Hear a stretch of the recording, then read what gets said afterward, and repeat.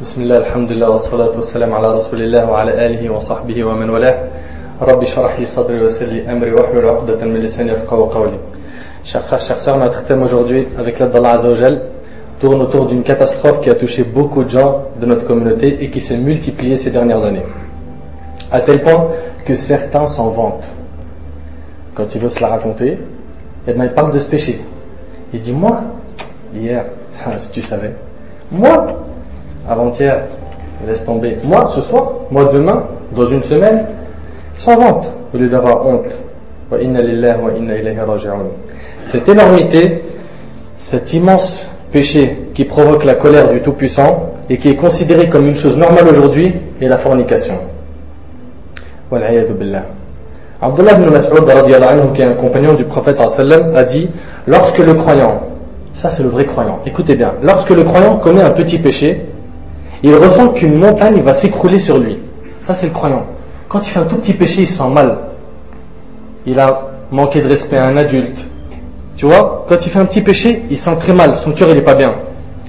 Et il sent qu'une montagne va s'écrouler sur lui. Tandis que l'hypocrite, lorsqu'il accomplit un grand péché, c'est pour lui comme une mouche qui s'est posée sur son nez et il l'a fait comme ça. Voilà, donc on a deux types de gens. Wa alaykoum salam. Premier type de personne, c'est le croyant. Celui qui craint Allah Azza wa Jal.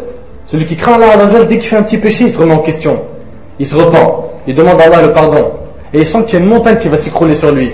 Et l'hypocrite, le pervers, corrompu, celui qui est loin d'Allah, celui-là, quand il fait le grand péché comme la fornication, il sent que c'est rien, c'est un petit truc, comme si une mouche elle s'était posée sur son nez, et il l'a fait comme ça. Et aujourd'hui, on vit cette époque. On vit cette époque. Et c'est pour ça qu'aujourd'hui, Inch'Allah, on va traiter ensemble ce sujet qui est la fornication de fond en comble. Bi'idhnillah. Et ce sujet, je l'ai divisé en plusieurs parties, 5 parties. La première partie, les causes de la fornication. Les causes, savoir d'où ça vient ça. Comme ça, on ferme les portes. La deuxième partie, c'est le statut de la fornication en islam. C'est quoi la fornication? C'est halal, c'est haram, c'est makrouh, c'est recommandé? C'est quoi? Troisième partie, c'est les conséquences de la fornication. Quatrième partie, des histoires de pieux et d'impies, de corrompus, sur la fornication. Et cinquième partie, comment remédier à ça? La solution. Donc première partie, les causes de la fornication, elles sont très nombreuses. C'est pourquoi j'en citerai que quelques-unes.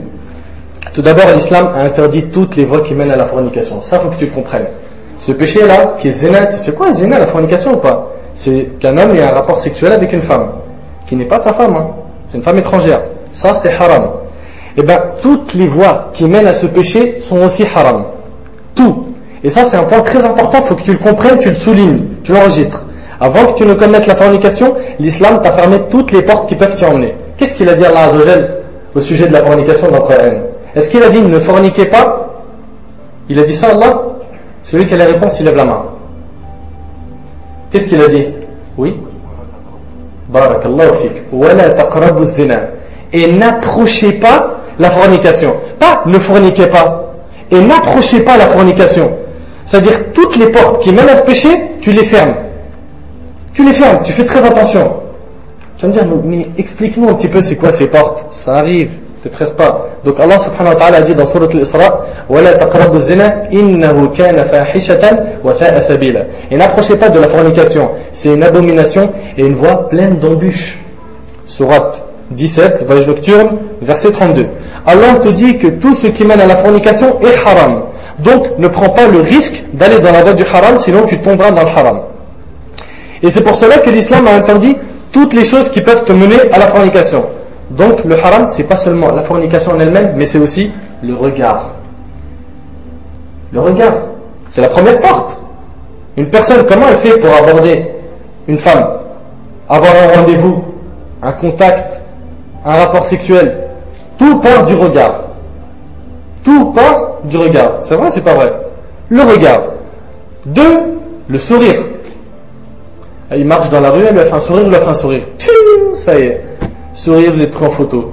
Et directement, il s'arrête, il fait demi-tour, il va la voir, et c'est comme ça. Tu vois? Le sourire.